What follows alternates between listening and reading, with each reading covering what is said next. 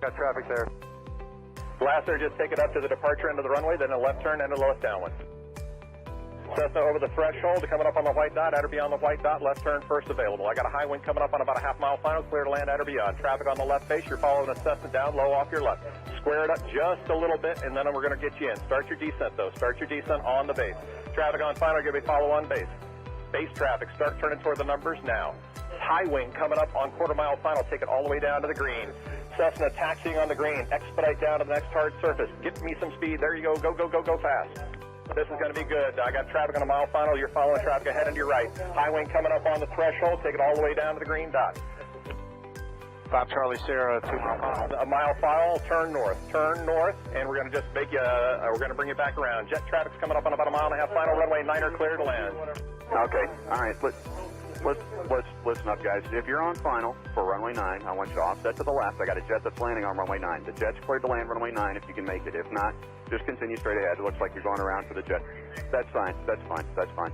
Oh, we had one right in front of us, sir. Dragger, let's see, what we got, a tricycle, put it down, tricycle, put it down, tail dragger, down to the green dot, then a left turn. Short final here, you cleared land on 9, all the way to the white dot, go down to the white dot. Find somebody to follow out here. Canard, just come to the runway and I might have to just send you around. That'll be fine. And for the jet, you just want to stay in this pattern or you want to go back out for an instrument approach? Stay in a pattern, Charlie Sierra. All right, just stay with me here for a minute. And my tail dragger, and let's see, over the numbers, go down to the green. And Canard's going to have to go around. Canard, go around. Canard, go around. Canard, go around. And my high wing here over the runway, keep it airborne. Keep it airborne. You do not descend. Do not descend. You got a fast guy behind you. Do not descend. There you go. Keep it airborne. Keep it airborne. As soon as the guy behind you gets slowed down, I'm going to put you down. So keep it airborne. The one that just passed the white dot, make a left turn on the hard surface. All right, my high wing tail dragger, you can put it down now. You can put it down now. And Charlie Sierra, let me get you about a mile off. Let's see, Charlie Sierra, I lost. There you are. Make a left-hand turn. I'll try to resequence you here on the downwinds. We'll see how it looks. Short final, you're clear to land runway 9 on the white dot. Clear to land on the white dot. There you go. And the tricycle left on the hard surface and follow the flagman. Welcome. Thanks for being part of the show. And let's see, just find somebody to follow out follow on the final. And as you get close to the runway, if it's not going to work, we're going to send you around and then try to resequence you. Now, who else got sent around that's not back on the downwind? The Canard? Yeah, Canard. All right, Canard, there's a Gulfstream up there that went around too. I just lost sight of him, but you're going to make kind of a left-hand turn and stay low. I think Charlie Sierra, what's your altitude? 3,200. Okay, that'll be fine. Just maintain VFR. I don't know what else is up there above you. Probably most everybody's down here, so just make a left-hand turn. We'll try to get you back here. Canard's got the jet in sight. Okay, the RV, maybe an RV-10, whatever, here on final. Keep your speed up and go all the way down to the, aim for the green dot for me. Actually, keep your speed up. There's a guy behind you. Aim for the green dot, and I'm sure that's plenty of room for you to land on runway 9. You're clear to land on runway 9. Number 2, you're going to go down to the white dot. Follow the white dot. Actually, you know what? That's 1,500 feet. You're going to land at the white dot. The spacing looks adequate here. 2 guys on final. You're kind of tight there. Keep each other in sight, and you're going to aim for the white dot. If it's not going to work, we'll come up with a plan B. We might have to send you around. The second guy behind you out there in about a 2-mile final. Are you slow enough to be able to follow that guy in front of you? You need to go around. Yeah, I can follow. Well, I probably shouldn't ask that because I had about 5 guys answer me, so I should know better than that after 35 years, you would think, right? All right, so let me see. The guy who's number 1, it's number 1. What kind of airplane is he? An RV type. All right, RV type. Keep it airborne for me. Keep it airborne. And I got a fast guy behind you. The number 2 guy over the trees there. Go ahead and put it down on the numbers. Put it down on the numbers. My first guy just coming up on the numbers at the over the grass at the numbers. I want you to keep T-minus 1 minute and counting. Hello.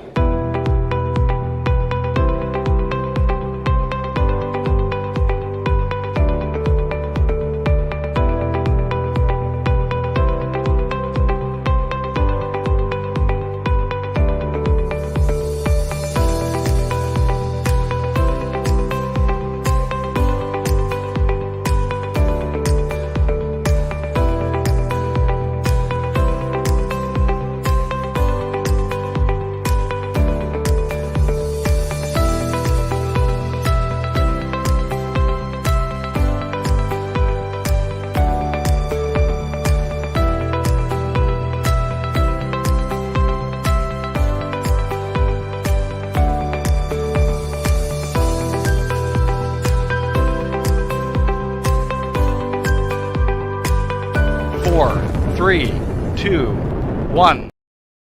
Hello. Evening, everyone.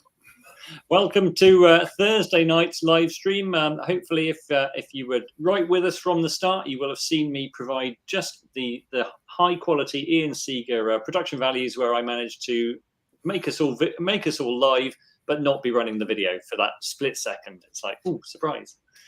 It's just anyway, like he's here with us. I know, exactly, yeah. But thanks for joining us tonight. You'll notice, obviously, no Ian. He's headed to Frankfurt for one of our Pilot Careers live training shows. So filling his seat is Annabelle Cook. Hello, Annabelle. Hello. Lovely to see you.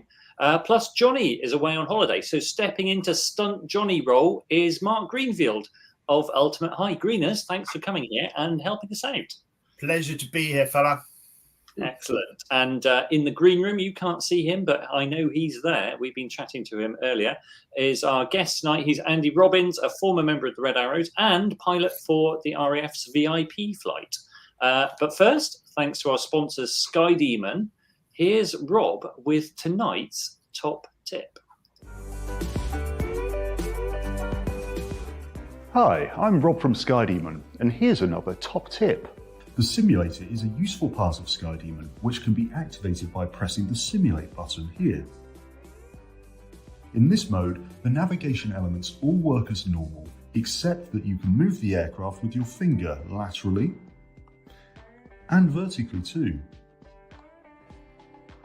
This mode is really great for getting used to the various nav functions whilst in a low-stress environment, rather than in the cockpit where you would normally use them.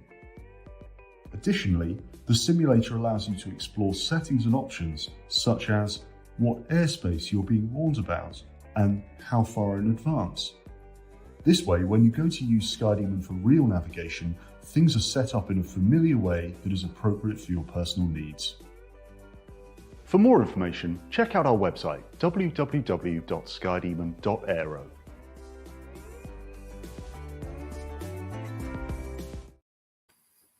Oh, look at that. It's Teaspoon. Hello, Teaspoon. How are you doing? What did you do with Annabelle? And did you like tonight's top tip?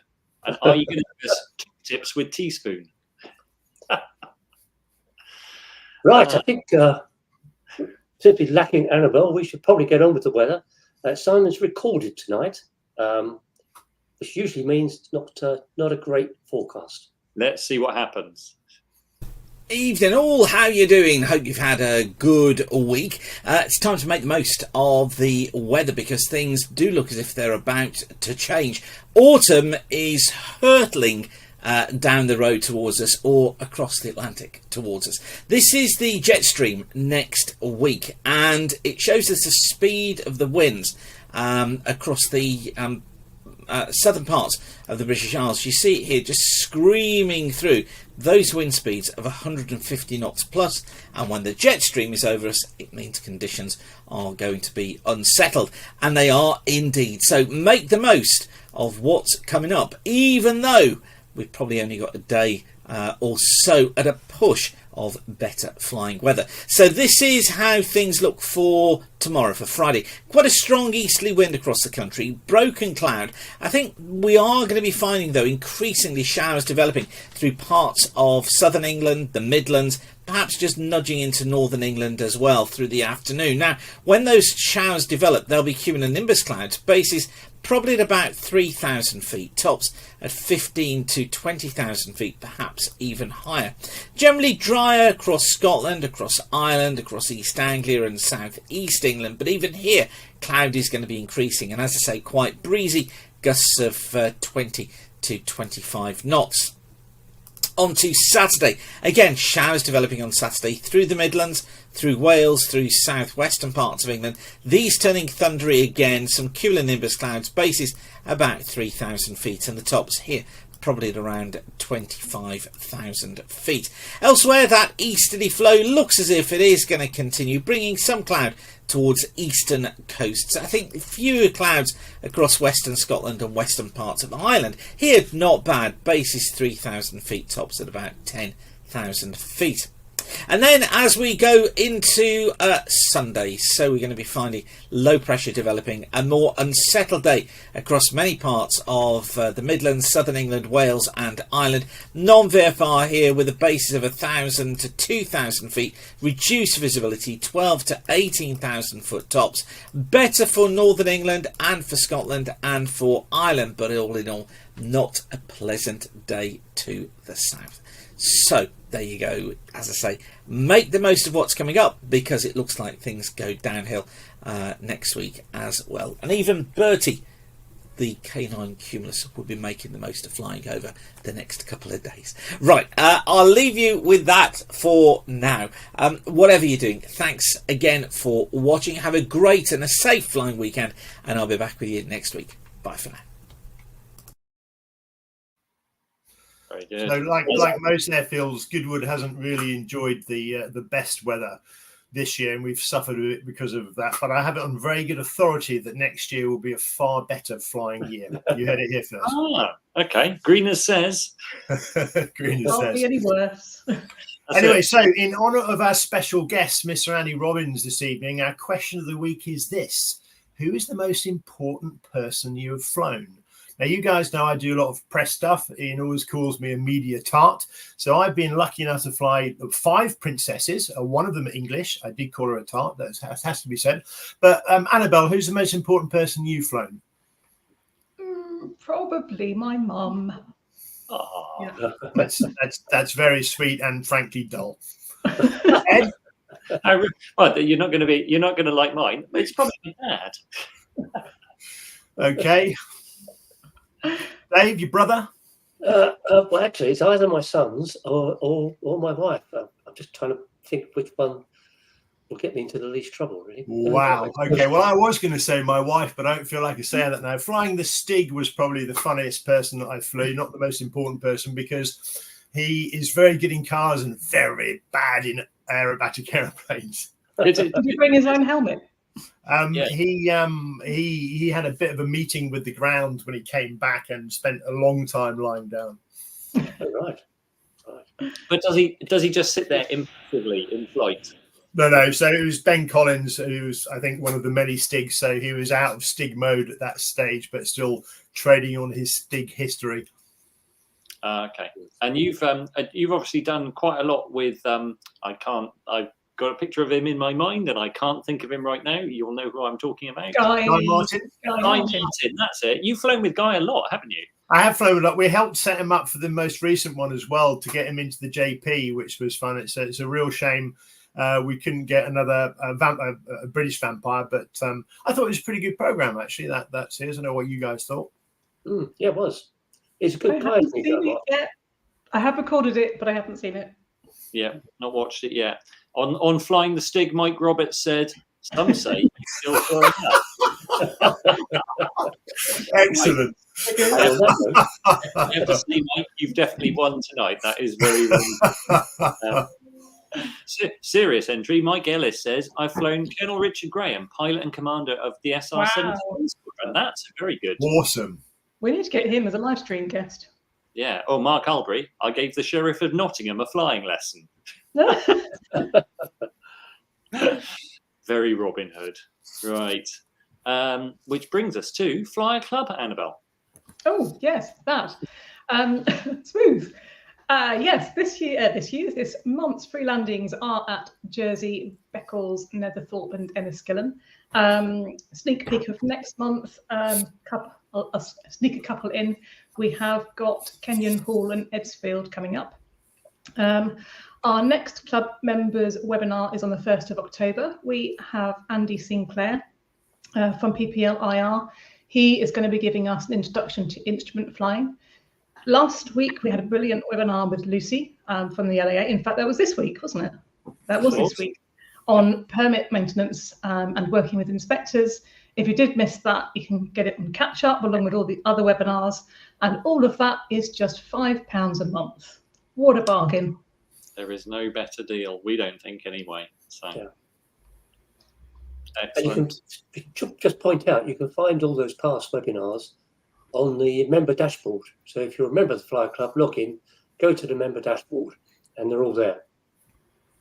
Yeah. I'd also like to throw in, guys, that if you get invited on to present, you still got to pay your sub every month. Yeah, I'm a member. Yeah, even when you're an employee, still have to sub. Yeah, and rightly so. And talking of the boss, here he is. I'm just about to taxi, but do like and subscribe, he says. It's nice to know he's always on point, even when he's not here. So, and Colin Wilkinson says, test. Colin, hello. Hi, Colin. So that brings us nicely to the news. Dave, I think you've got our first story. Yeah.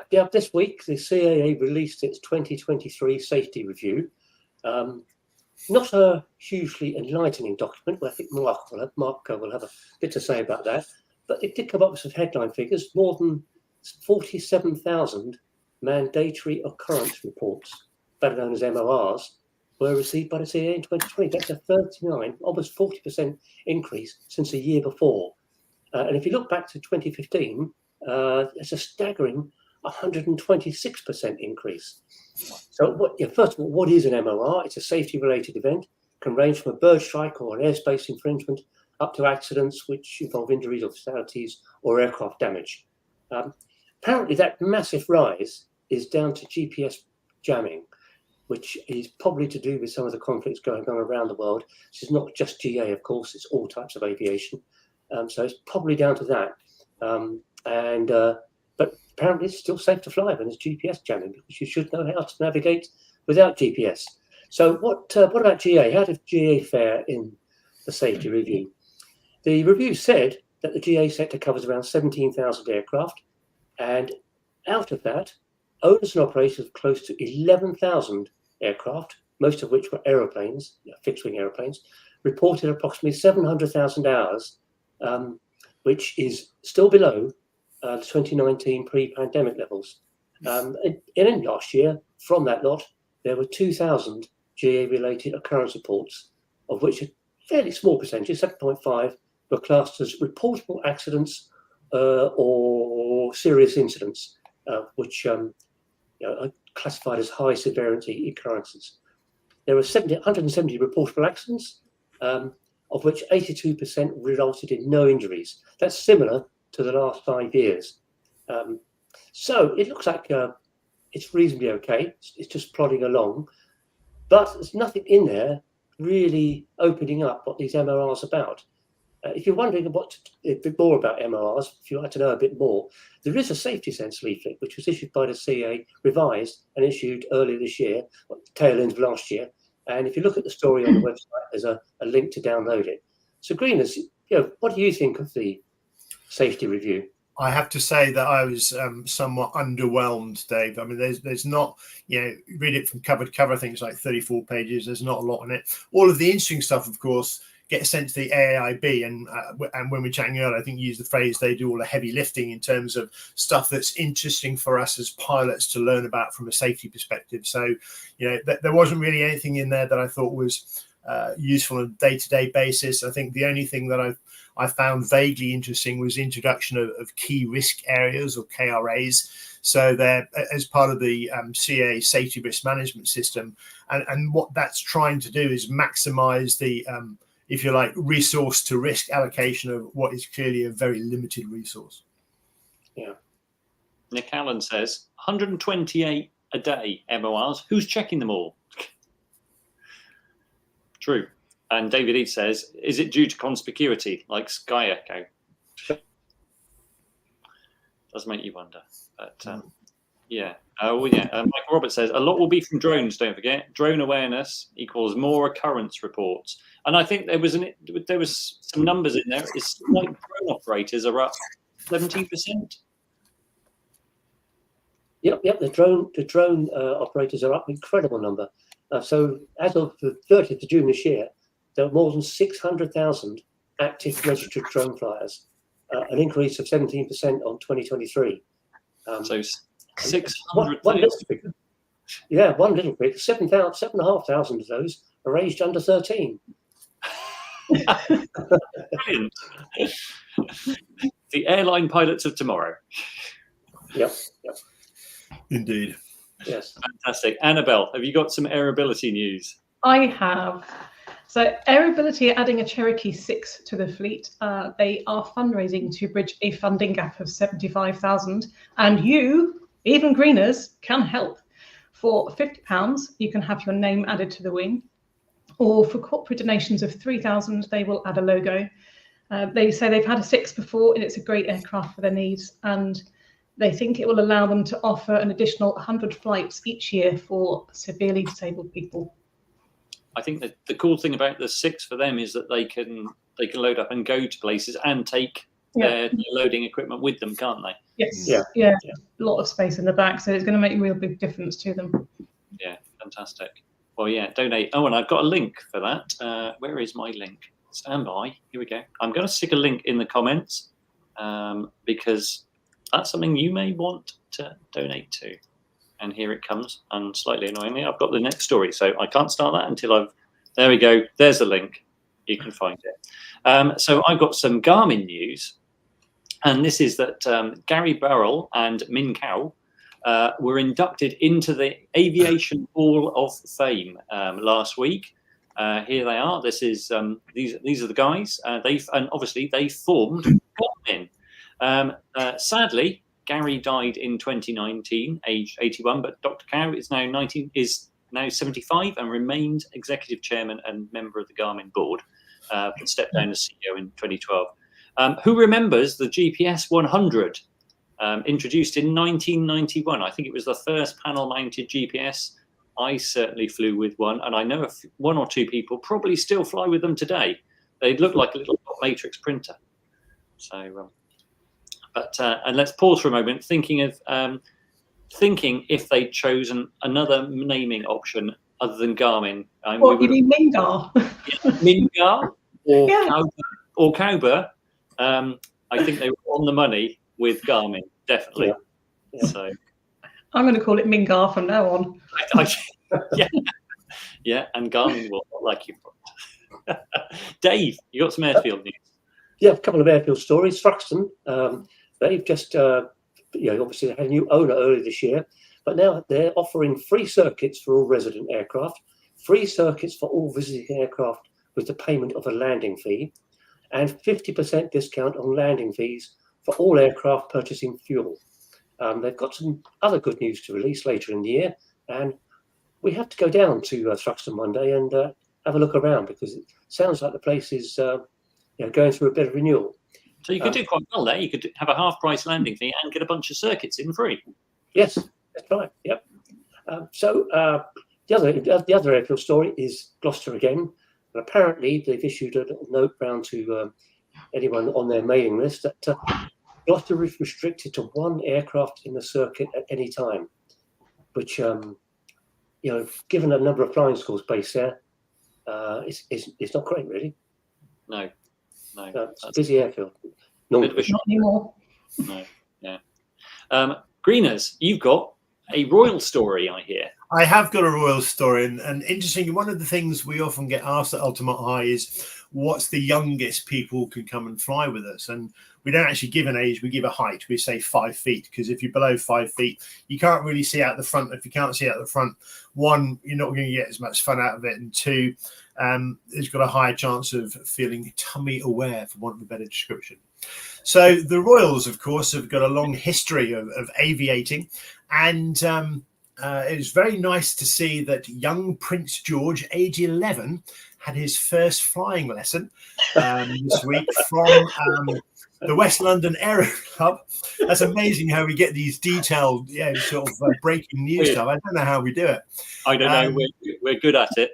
He flew from West London Air Club at White Waltham, which, of course, as you all know, is only 25 minutes from Windsor, where they all live. And apparently he had a wonderful time. Anything that promotes aviation has got to be good. And he's beating his dad, isn't he? Because his dad didn't start flying until 27. So he's got 16 years on his dad. I know he's beating Grandad as well, because I think the Duke of Edinburgh was in his 20s, late 20s, early 30s. So... but clearly, White Waltham is the Royal Airfield of choice. So, there you go. Yeah, and I bet that Cherokee didn't have many INOP placards in it. It's interesting. We'll talk about this again later on, but and Andy, I'm sure we'll talk about this when he talks about the Royal flight, but the amount of attention to detail and checking that goes on when very important people fly clearly is huge. Yeah, that would be a Cherokee that didn't have slightly flat tyres or anything like that. Yeah, fabulous. And a little bit. Door shut the first time as well. Sorry, Annabelle? Bet the door shut the first time as well. Yeah, I would imagine. It's just so let me just reach across. Yeah, a little bit of just news from CAA today. Just in is the latest version of the of e-conditions is out for public consultation. This is CAP 1220. It's operation of experimental aircraft under e-conditions. And this allows you to take aeroplanes and do specific things under responsible people and experiment with stuff. But it has certain restrictions. There's a whole bunch of adjustments being made in that, some of which satisfy the public commitment. What the CAA said is their public commitment to address safety recommendations issued by the AAIB relative to an accident involving an aeroplane operating under e-conditions. I haven't read up on this yet, but I'm guessing it might have been the eVTOL that was flying at Kemble. But I'll have to do some more reading. But that document is out there, and if you're into experimentation, then check up on that. Cool. And on the just in front, the CAA have just put out 3 stay in control leaflets. So one on angle of attack, one on when to turn base leg, and one for takeoff and landing. And they're actually not bad. They're probably worth looking at. Excellent. And angle of attack, Greeners, is that if everyone should have angle of attack? Should they? So every time I go to a commercial aviation conference, you get pilots say, yeah, we'd like to have alpha available, ideally in the HUD, which some airplanes do now, but at least some kind of angle of attack indicator. You go out and buy a 182 today, it automatically comes with an angle of attack indicator. You buy a 737 MAX, it's not the same. Which is a bit ridiculous. So, yeah, I mean, a lot of people tell you on an airliner, you can tell if you've got the bird up on the HUD, on the PFD. Basic angle of attack is the difference between where you're pointing and where you're going. So you can work it out, but we always argue from a loss control perspective, if you have to work it out at time of stress, surely you shouldn't have to work it out. It should just be given to you. It's all very well telling our pilots, you've got to be aware of angle of attack, but you've got no way of indicating that, then, you're on a hiding to nothing. Very good. Yeah. Great. Mike Roberts reminds me, can't be eVTOL. E-conditions only applies to aircraft up to 2,000 kilograms, and the vertical aerospace one was considerably more. I will have to find out more, Mike. So, cool. Right. So I shall bring in... well, I tell you what, Dave, do you want to do an introduction? Yes, sure. Our guest tonight is Andy Robbins, who's one of those people who has had a career that just makes people like me feel slightly below par. Andy started with the RAF as he's a former Tornado pilot. He's an instructor. He taught basic fast training on the shorts Tucano. He was in the Red Arrows as Red 10. We'll come back to that in a second. And he flew for the RAF's 32, the Royal Squadron. And alongside of all of that, he was also a commentator at the Bournemouth Air Festival, a display coordinator at the Air 2, a former trustee at Aerobatics. He's now a pilot with British Airways, and also an instructor with Ultimate High. And I think he's working there this week. Andy. Hello, welcome. Thank you for the kind invite. Thank you for that lovely intro, Dave. Very kind of you. Well, I've got the first quick question is, before we go anywhere else, Red 10. I mean, we know there are 9 pilots normally flying in for the Red Arrows. What does Red 10 do? Red 10 is that extra pilot. He's not a stand-in for the Reds 1 to 9, but he's the safety pilot, the safety planning person, the display coordinator, the on-the-road manager, if you like. So when the 10 aircraft are away, then he's the manager of that, working with the boss. And so he's really kind of the coordinator, the interlink between all the planning and airspace discussions that go on throughout the winter planning phase. Also, once the Reds, the aircraft start moving with circuits, the engineers, he then helps coordinate that. And then he has to move between both the display site and the landing airport where we all are and fly from. And that spare aircraft also acts as a spare for the display pilots if they need it. So it's kind of odd job, really. Plenty of jobs, lots to do, lots of variety, and really great to meet lots of people doing all those different jobs. And is it fair to say, Andy, that you were actually the only pilot who did any work? That was the impression that I got when I was doing the job. Quite clearly, there's some other people doing lots of looping and rolling and formation rivet flying. But yes, it was a very varied and different job. So I was really lucky to have that variety in my role. And also I got quite a lot of flying as well. I got my own display clearance, which allowed me to do photo chase filming, flying around the display, which again was quite tricky, keeping out of their way whilst they did display, but trying to get formation shots of them within context. So at certain locations, with a very clever cameraman in my backseat, photographers, we would, yes, do lots of interesting flying as well. So it's a very varied and interesting job. Dave. Right. I don't know whether it's my internet that's playing up, but Virgin Media is not doing a great job tonight for me. But so, Andy, what we really wanted to talk about is your time flying with the 32 Squadron, the Royal Squadron, which apparently they fly some royals, government officials around, and you were flying the Hawker 700, which is a development of the HS-125, I understand. Yes, correct. We back in those days, so I joined in 2009, and I left when the HS-125 went out of service in 2015. So yeah, there was that was one of the photographers at work was sort of looking for some photos there. It's a very flattering one, I think. But yeah, the HS-125, a lovely jet, pocket rocket we used to call it. Not many, about probably 6 seats or so. And we had 1 cabin crew, 2 pilots, and we had 6 aircraft, and with enough crews to sort of man it, 9 or 10 crews. We also had then 2 BAE 146s, which then were added to with sort of slightly more tactical 146, which was used out in Afghanistan. And they were based out there and permanently were running around, moving troops around out in Afghan. And then we had 3 Augusta 109s with the helicopter pilots to man that as well. So it's quite a big squadron, a lot of variety, a lot of different roles. So it's a very capable unit. Still is, I'm sure. Yeah. The whole 700 actually has a great reputation. So, but yeah, it was sturdy, it was reliable. So it had control runs. There was no fly-by-wire, which I know many people like that these days, but it was a sturdy workhorse.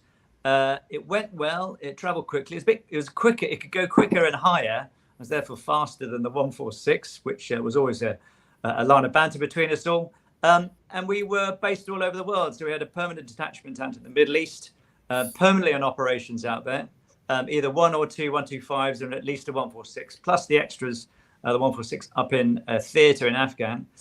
So a very busy squadron as well. So busy flying all sorts of people to all sorts of places, and very interesting work. So those people you were flying to all sorts of places. Now, what we really want to hear about, did you fly any royals? Did you fly any of the top government ministers? Occasionally. I mean, despite the name 32, the Royal Squadron, the Royal family flying was very rare and very infrequent. I think the modern payment rules from the MOD had prevented the royal family, as they used to perhaps in the sort of early years or between the wars, used as their kind of their own sort of transport. Nowadays, modern accountability, modern accounting, and the rules for use of MOD assets were very much in play. And so they could only really use the Royals for official business. So occasionally we would fly Royals out on official business. Certainly the senior Royals preferred the 146, it was a bit more comfortable, slightly roomier in the cabin. The 125, we flew many of the other Royals on many of their tasks, often as commanders-in-chief of their regiments or associated visits like that. Yeah. So you did hint about some what might be called secret squirrel work in Afghan. Now you're out. Can you tell us about any of that? I think it was not so secret. There were bits and bobs here and there that one hears about, and I think they're still secret. The things in Afghan was really just flying troops around in theatre, and often it's on the regiment rotations when regiments were moving in and out, Also, when members of the higher echelons of the military command structure, they were moving in and out of theatre, needed to visit their counterparts. I was very fortunate at one stage flying General Richards. He was meeting his counterpart, meeting General Petraeus, and we were able to provide timely support in support of operations. And they were very grateful and said so. And all our VIP customers were very grateful for the facility that 32 Squadron offered in terms of moving them quickly between locations and getting them in and out of theatre. I think Dave's on pause there. We have to apologise. I don't know whether you noticed my business kind of disappeared a bit then. But I understand that the Squadron also got involved in all sorts of other jobs as well. Can you hear me? Yes, I can hear you now, David. Yeah, I just heard that bit about other jobs. Yes, Okay. we were. There was a The permanent Squadron also squadron got presence. involved in all sorts. Sorry. Yes, there was a permanent squadron The presence. Squadron also got Obviously. involved. Okay, I think we're talking over each other, David. Yep. Dave, So there was a permanent squadron presence at RAF Northolt, and that conducted operations throughout the UK and Europe. And we flew members of the military and politicians all over Europe in support of all the operations, including things like Libya and so forth. Then also there was compassionate work, which was getting members of the armed forces back to immediate members of their family who were seriously ill or dying. And that was incredibly rewarding, obviously extremely unfortunate in many cases. And there was support to the UK political and the government in terms of crisis. We had to fly them around where they needed to be at a moment's notice. So again, it was very interesting work and very varied. And then, of course, that was replicated in a more military tactical fashion out in the Middle East, where we had a presence at Bahrain International Airport with a number of airframes and crews out there permanently. How did you get to 32 Squadron, Andy? How did it all begin for you in the RAF? I think I was very fortunate in terms of timing. So I was leaving the Red Arrows, and that also coincided with me leaving the Air Force at my extended, as it was then, 38 point after 16 years service. And I was quite keen to sort of look at other options available in the RAF. I was also looked at going outside, and unfortunately that was in the year 2008, which apparently that year something happened. And so there weren't that many jobs in commercial aviation. And my prime aim was to try to get closer to home, as I just had 2 young boys, and I actually was quite keen to sort of be around them a bit more. And so living in London was my ideal. And if I could have got a job, it would have been at Northolt. So I actually just phoned up the boss one day and said, look, I'm available. I'm a former instructor, et cetera, et cetera. Could you use someone like me? And he very kindly bit my arm off, and we went from there. So I was very lucky. If you don't know, you don't ask. And sometimes that luck and timing, play to my advantage in that particular occasion. Yeah. And in terms of getting started, when you take the clock right back to when you joined the RAF, what were your steps from then to when you joined the Red Arrows? Well, I mean, I started flying when I was 14. My dad took me on my first trip when I was 14. He was in the RAF, and he took me out of Denham Aerodrome, which was I remember it still. But then I did cadet flying, and I got my gliding solo when I was 16. Then I did a flying scholarship. Again, this is all through the cadet. So that was my pathway into the Air Force. And then after flying scholarship, I then joined the Air Force about 3 or 4 years later and started on the Tucano. There was a few delays in the system then, but we got through the Tucano to the Hawk at Valley, got my wings there, and I had some holding jobs, like holding down at Sanathan Maintenance Unit, where I flew the Hawk, delivering pilots to pick up other aircraft to bring back to the maintenance unit to Sanathan. And then from there, I went to the Tornado conversion at Cottesmore, and then completed the weapons conversion, a slightly tougher bit, a lot tougher, in fact, up at Lossiemouth as it started up, as it had moved from Huntington up to RAF Lossiemouth. And then that was 2 tours on the Tornado before getting to the instructor job on the Tucano afterwards, after Gulf War II. Right. What did you think of the Tucano, Andy?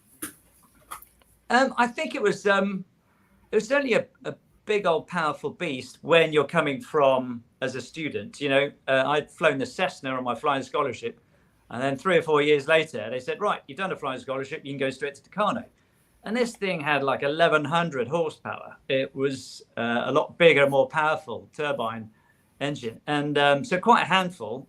And I spent most of the first half of my flying training course water skiing behind it, basically, trying to keep up with it. I think there were some interesting stories about build quality and provenance and such forth. You know, the joke being, and no offense to anybody that can build airplanes, I'm a huge admirer, but it was built by shipbuilders and by Shorts and Belfast to a Brazilian design, and then procured by the MOD and given to the Air Force. And I think there's quite a few stories about frustrated flight sergeants trying to line up a whole line of Tucanos, lining up all the noses, and then walking away thinking the job was done, and then looking down the line of tails and realizing all the tails are out of line. So he shouts at the corporal and says, right, line up all the tails, and then looks at the noses. It turns out there were some different shapes and sizes for one design, and there were a few early shockers in terms of build quality. So there was a few that were taken out of service fairly early on, but actually, bless its cons, you know, you could get plenty of you get at least 2 student sorties out of 1 tank of gas. It was surprisingly reliable. It did a good display. It was great fun to fly. It was good at low level. This is a turbine propeller, a trainer that would happily do 240 knots at low level. And flying it around Yorkshire, when I went back to become an instructor, it was an absolute joy. So, you know, it was of its day, I think. But I think it was a great for what it did. You know, it was a great training aircraft. It had a few foibles, of course, but I think what aircraft doesn't. And what's it like? I'm obviously instructing in the RAF. People probably have this perception that that's kind of like you've got very people who've achieved a high level of kind of stuff to get to that point. Is it different to kind of the civilian training? How does it differ to the civilian training world? I think it's noticeably very different, and for good reason. You know, all instruction is regulated, if you like, or standardized by the Central Flying School, a very august institution that's been going for an awfully long time. And the Central Flying School is seen as, you know, the pinnacle of training and instruction, and is often invited out to other air forces to visit, standardize, offer ideas. And so it's been going a long time, and it's a very exacting training course. So I'd come from the front line, from Tornadoes, and I come straight from Gulf War II, straight into my next posting, which was instructing. And again, the level and the standards and the requirements were very high, very hard to get your head around because you're coming from a very tactical environment. And this is a very specific, incredibly specific environment to get the exact standards, the use of words. And it really is about direction of the student, where they need to look and what they need to do at certain times. And of course, you need to be absolutely pitch perfect as the instructor. Often you can't see them because they're sat in front of you, certainly in the tandem situation of both the Hawk and the Tucano, not like the Jet Provost or other aircraft.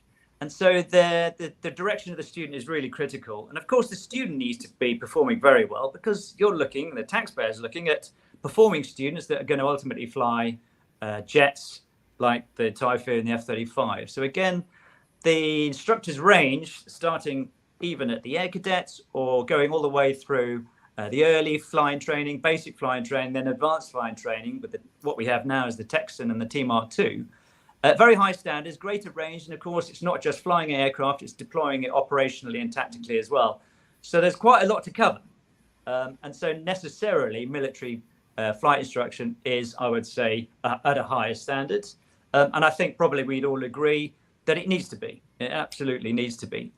Civilian instruction, I think, is really lovely, because actually what we're trying to do is encourage people to come into flying, enjoy and share the aviation family. We want them to be safe and competent. Also want them to be confident as well. And so I think whilst the standards are high in civilian instruction, I think I think they're a little bit warmer, softer, and kinder to encourage people, and it's a bit more encouraging and warmer, I would say. Yeah, fantastic. And obviously, so you've having done all of that, you're obviously with Ultimate High now. Do you still manage to do a bit of fun flying yourself? Most of my really fun flying is done at Ultimate High. I've still got a day job, a full-time job, so getting time off with other pressures, as we all do. So coming down to Ultimate High is the fun stuff I do. And then if there's other flying nearby, then perhaps I might. But yeah, it's mostly down at Ultimate High where we do the fun stuff. Very good. Paul Fraser-Bennison, this is one for you, Mark. Someone's saying, it's suggesting, how about a Tucano for the Ultimate High fleet? Well, I think you'll find that in 2006, Flyer ran a front cover story of the Tucano asking that very question, whether a PPL could fly a Tucano. A very good article, I seem to recall. Excellent, excellent author. Who wrote that one? It's I'd be interested in what Andy thinks. I don't think every PPL could fly a Tucano. I think most PPLs with suitable conversion training could do it, but it's just a very expensive airplane to run, and the engineering would just be impossible in the civilian world, I think. Yeah, I think the economics of the engineering, because it's a jet turbine, it's an 11-foot prop, 1,100 horsepower. There's a lot of, not so much wear and tear, but there's a lot of engineering going on.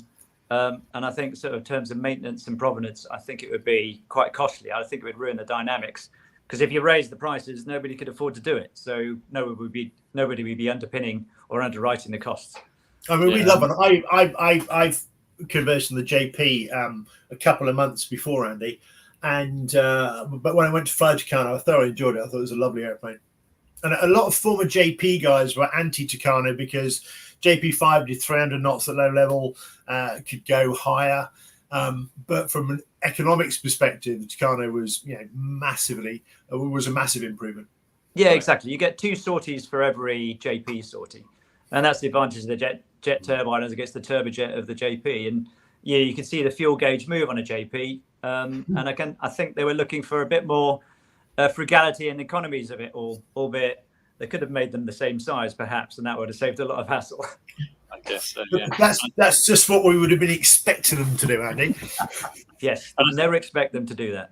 Yeah, I think we've lost all the Tucanos now. That they've all gone to rich Americans, haven't they? I think.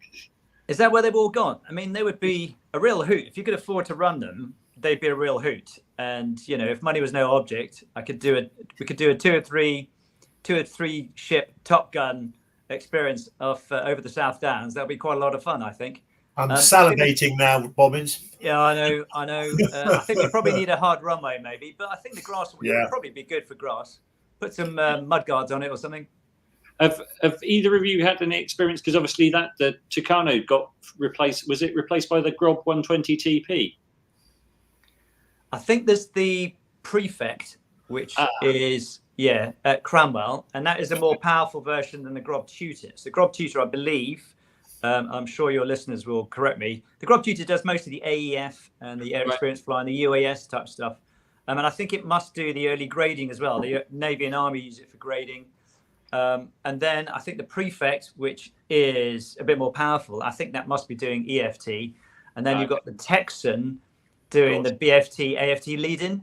And that's the 86 up at Valley, where they're co-located with the T Mark II. And they're operated through the civilian contracts. So I think Ascent run those contracts on behalf of the Air Force. I flew the former commandant of Cranwell a few months ago. And he was the guy who was in situ when the Air Force looked like it was very short pilots and needed to cut the training down and streamline it. And they've left it that way. And I think it's fair to say not everybody is entirely happy with the quality of pilots being delivered now to the training squadrons. Yeah, I think the delays are the issue, I believe. And this is a system that's been inherited by those that signed off on it, and it would appear that may not have been fit for purpose. I think obviously legally, I think Ascent and Lockheed would have other words to say. So I think it's for the RAF and them to sort out. But I think the numbers are down, and also we're doing a lot of training of other nations as well, which obviously takes up priority.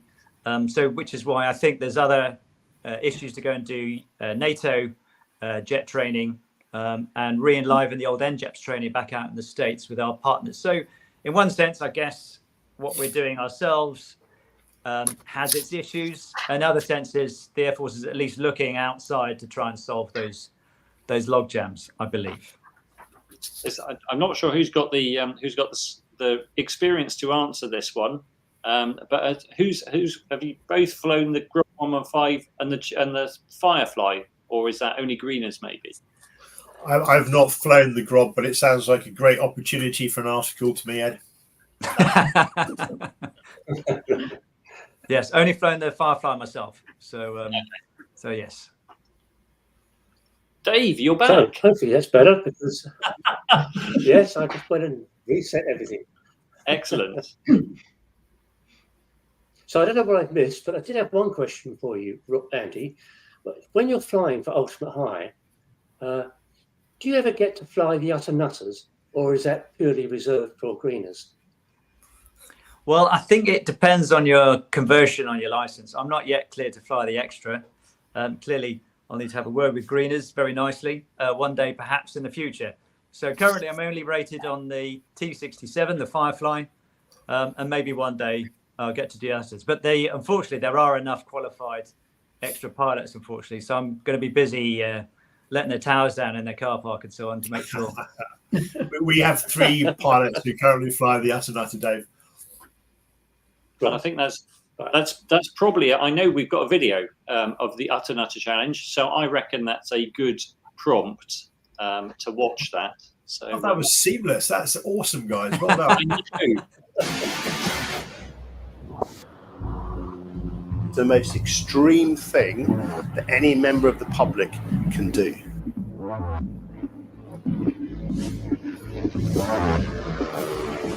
You'll have no idea what's going on. It's like being in a washing machine on a spin cycle.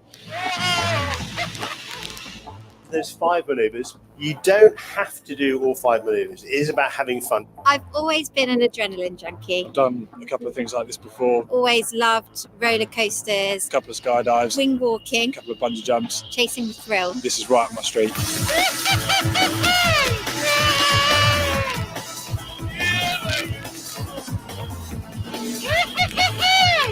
It is the world's leading 2-seat competition aerobatic airplane.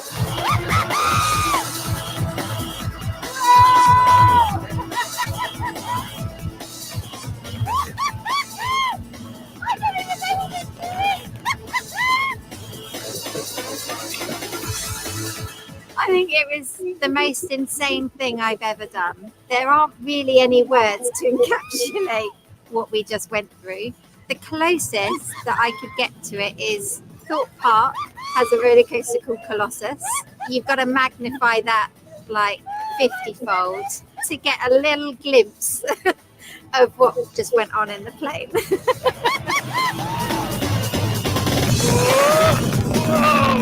What an amazing experience. Mental. Nothing I've experienced before. With a lot of these things, you always walk into it thinking it's going to be tamer than it is because you've had no prior training to it. Whereas the reality of this was that it was a lot more extreme than what I thought it was going to be, which is exactly what I was after. Figure 5 is the big one. We're going to pull 7G up to the vertical, series of negative flips, and over the top we're going to translate into an erect flat accelerate spin. And I'm just looking forward to your reactions when you get out of the airplane now. That was something else. Sweating. There are just no words. Massive dry mouth. That was just mega. Not knowing where you are half the time is quite enjoyable. I laughed the whole way round. Amazing views, amazing scenes. It's just the most amazing feeling. No regrets, no regrets. I wish this was my job.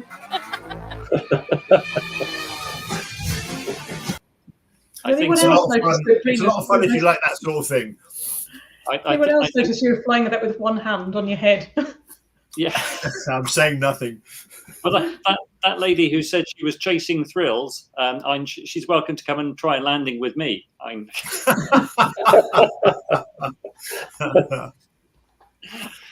But I saw Steve ask why doesn't Fly run the Aerobatics Taser again. I was talking with Ian about this a couple of weeks ago, and we'd love to do another Aerobatics Taser session for Fly next year. Well, we'll see if Annabelle. That's Annabelle's world. I'm sure she can make that happen. Andy, I think you definitely need to move on to the extra by the looks of it. That looks like too much fun to let Greeners. Yes, I think so. I'll be working on my boss, so to speak. Fantastic. Okay, well, we're up to fancy hangar time. So, Andy, thank you for being a brilliant guest. Certainly interesting to get that insight into the flying that you've done in your career. Very kind, thank you. And so we're going to stick you back in the green room and go to fancy hangar. Thanks very much. Thanks. Thanks, Andy.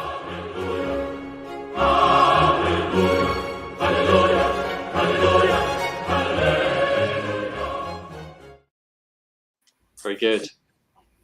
Like Dave says, when you get people like Andy on, you feel like you've not accomplished enough in your life. if I can just add on top of that, Andy is probably one of the best instructors I've flown with. He is an awesome bloke, and we're very happy to have him fly with us. And that's praise indeed. Aviator Steve says top guest. So yeah, no, definitely. So fancy hangar, inspired by Andy's tales of flying for the RAF VIP flight. We thought we would pick aircraft with royal connections. So who is first? I'm going to suggest Dave. Right. I suggest Dave before he gets cooted off again. Well, Dave I've gone for the BA-146. This is the Statesman version, apparently. And if you look carefully at the back of the aircraft, just under the tail, near the emergency door, there's a couple of extras there, which are only on the Royal Squadron aircraft, which is electronic warfare sort of defences, apparently, to just in case it's attacked. But the 146, I think, is a super aircraft. I've never flown, obviously, in the Royal Squadron one, just not important enough. But I have flown into Florence Airport. They operated out of London City into Florence. And Florence is a great airport to land. You can see why they use a 146, because it's very short, and at the end of the runway is a mountain. So it needs to be sure of getting in and getting out. So it's a great aircraft, flown by both Prince Philip and Prince Charles have flown the aircraft. Prince Charles, obviously, famously, when the aircraft ran off the runway at Islay. Apparently, I read the Ministry of Defence report on that, just to see what was really the reason. And apparently, there was a tailwind, and Prince Charles was the handling pilot and hadn't been told about the tailwind. I'd have taken a look at the windsock, but anyway, that's what happened. That was what was behind it. That's my choice. Yeah, earlier in his interview, Andy remarked that the 125 that he flew was faster than a 146, and Chris Holliday in the comments said, being faster than a 146 isn't a high bar for any other jet. That's for sure. Harsh. Greeners, what did you pick? So I've chosen the former Prince Charles mount of the Jet Provost 5, which we ended up talking about earlier on. JP5 I flew when I went through, and it's a super airplane. It's a lot of fun, 5 miles a minute at 250 feet above the ground. It's got legs on it, it's pressurized. It's got a very cool electric canopy, and driving past the crew room and closing the electric canopy, one of only 2 airplanes in the Air Force. And I'm sure that Ed will come up with the other one. And just a lot of fun. Interestingly, we talked about how these airplanes were looked after. Charles flew out of Cranwell. He had 2 dedicated airplanes in 1971. It took 5 months to do the course. I understand that all of his solo flights were ghosted solos.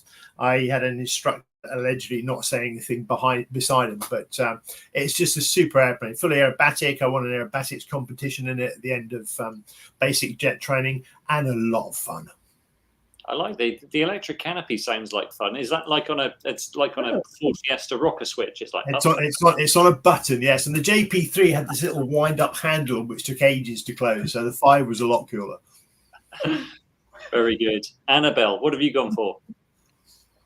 So my choice is the de Havilland Fox Moth, which was owned by Prince Edward in 1932, and I believe it is still flying.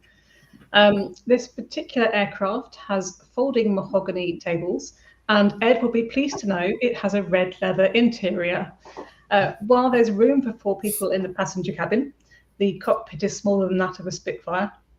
So it is a bit of a squeeze if you had a large girth. This aircraft had an interesting life. It flew to the Belgian Congo, did airline and crop spraying work in New Zealand, moved to Fiji.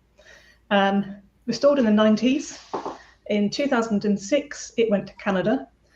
Excuse me. A guy called Dave Hadfield supervised the move to Canada. There's a lovely video that he's made about flying it, which I'll put the link up in a minute. And there's a second Royal connection because in 1932, a Fox Moth won the King's Cup air race. Ah, okay. And Dave Hadfield, you're right. Dave Hadfield makes some great pilot videos. He's flown. I want him as a live stream guest. Yeah, he's obviously the slightly less famous Hadfield, but no less engaging and entertaining. He's brilliant. Yeah, I mean, the link that I've just put up is about half an hour of him flying this Fox Moth, and I usually wouldn't be that excited by watching somebody else flying an aeroplane, but I was about 25 minutes into that before I realised how far it gone. So I'm going to get him as I'm going to try and get him as a live stream guest. You heard it here first. If I can get Andy Robbins, maybe I can get Dave. Well, we live in hope. We live in hope. And that just leaves me. So I think your Fox Moth, Annabelle, and there was your Fox Moth and a couple of Rapids, which were they were privately owned by members of the royal family, but actually weren't royal flight aircraft. And the first aeroplane bought specifically for the royals to run around in was this fabulous little machine. This was an Airspeed Envoy, and it was purchased specifically for King Edward VIII's King's Flight, and came on stream in May 1936, powered by a pair of 345 horsepower Armstrong Siddeley Cheetah radials. It was a seven-seater and good for 167 knots, which is pretty impressive. What you can't appreciate in this black and white photo is that it was a vibrant scarlet and royal blue over silver colour scheme. Sadly, the Envoy wasn't around for too long. It got replaced in 1939 when they gave him an armed Lockheed Hudson, which is nowhere near as pretty, but I think I would like that Envoy in my fantasy hangar. Lovely cowlings. It has got lovely. Just look at the bumps on those. That's just like the bottom of a Coke bottle. Yes, very satisfactory. And let's check out the comments and see. So Mike Roberts instantly is like, "You all lost. I trust Teaspoon was wise enough to pick the Turbulent. This is the famous Turbulent that is the only single-seater that a member of the British royal family has flown, and it was flown by the Duke of Edinburgh. And I think he raced it. Did he race it for the Tiger Club or something?" Aviator Steve says, has to be the Chippy. I'm guessing that was Prince Charles's Chipmunk, which I think is still around today, isn't it? So, and there's some suggestions. Someone says, Michael Pear says Chipmunk. What else have we got? Fox Moth. Oh, and that's exactly what Annabelle picked. Peter Cox says, who was the first royal person ever to fly? Answers on the postcard, please.